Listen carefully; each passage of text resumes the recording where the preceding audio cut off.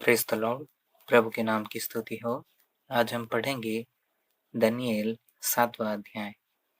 बाबुल के राजा बेलशस्सर के पहले वर्ष में दानियेल ने पलंग पर स्वप्न देखा। तब उसने वह स्वप्न लिखा और बातों का सारांश भी वर्णन किया। दानियेल ने यह कहा, मैंने रात को यह स्वप्न देखा कि महासागर पर चौमुखी आंधी चलने लगी। तब समुद्र में से 4 बड़े-बड़े जंतु जो एक दूसरे से भिन्न थे निकल आए। पहला जंतु सिंह के समान था और उसके पंख उकाब के से थे और मेरे देखते-देखते उसके पंखों के पर नीचे गए और वह भूमि पर से उठाकर मनुष्य की नाई पाँवों के बल खड़ा किया गया और उसको मनुष्य का हृदय दिया गया। फिर मैंने एक और जंतु देखा जो रीछ के समान था और एक पांजर के बल उठा हुआ था और उसके मुख में दांतों के बीच 3 पसूली थी और लोग उससे कह रहे थे, उठकर बहुत मांस खा।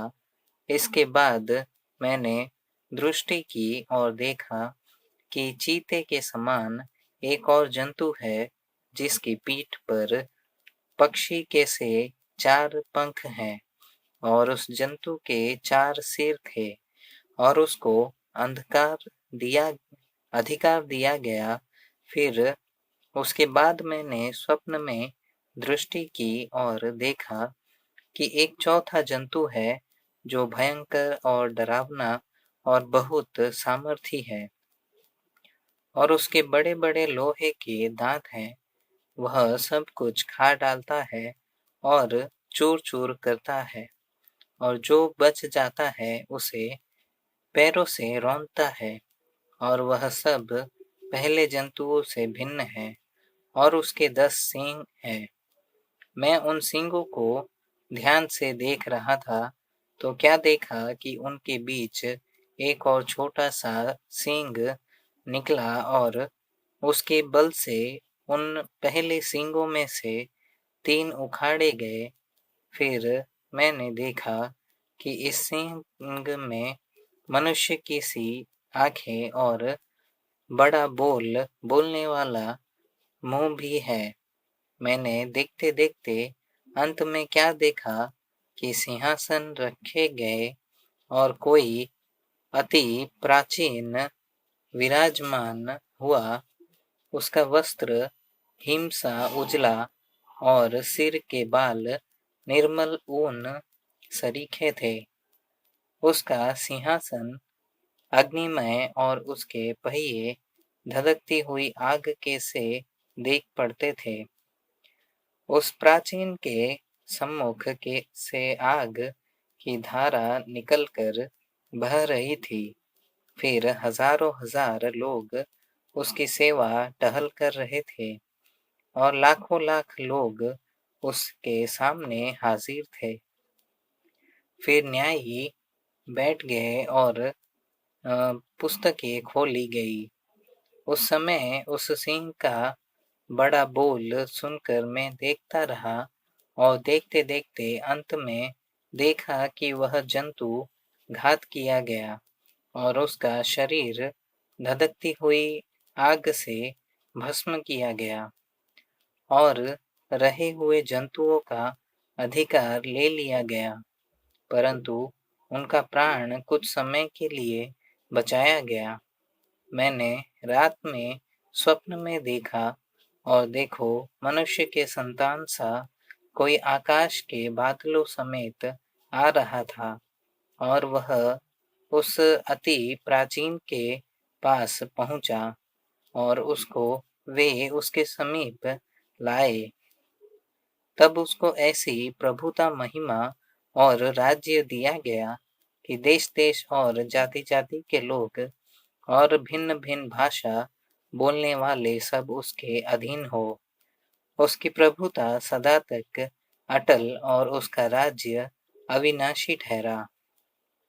और मुझ दानियेल का मन विकल हो गया और जो कुछ मैंने देखा था उसके कारण मैं घबरा गया। तब जो लोग पास खड़े थे उनमें से एक के पास जाकर मैंने उन सारी बातों का भेद पूछा।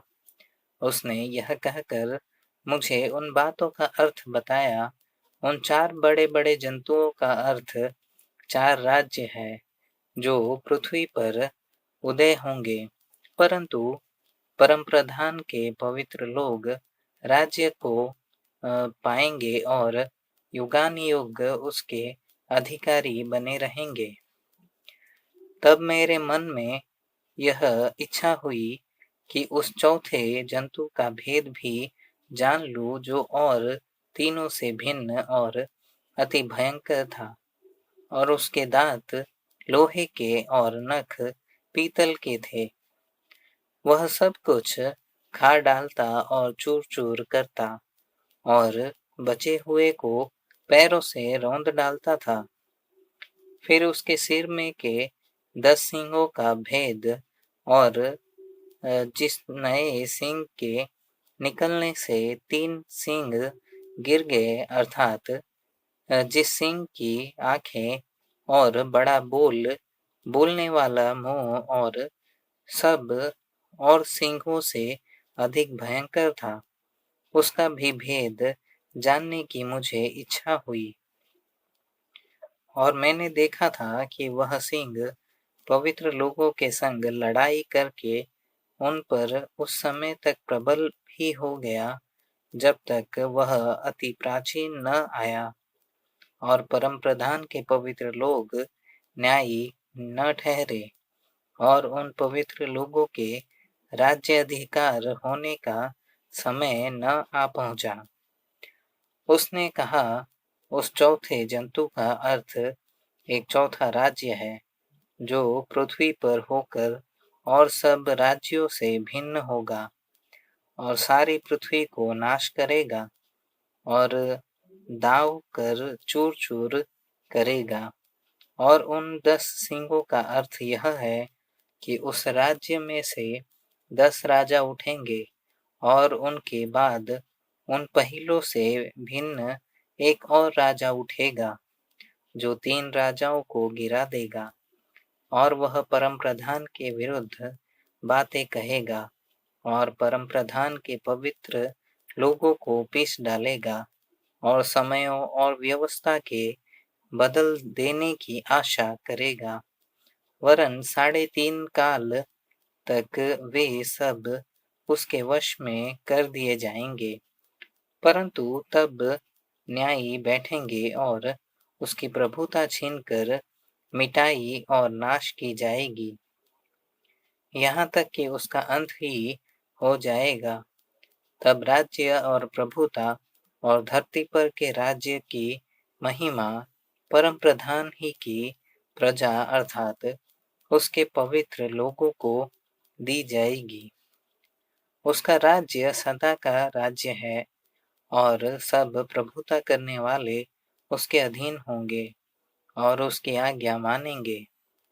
इस बात का वर्णन मैं अब कर चुका, परंतु मुझ दानियेल के मन में बड़ी घबराहट बनी रही और मैं भयभीत हो गया और इस बात को मैं अपने मन में रखे रहा।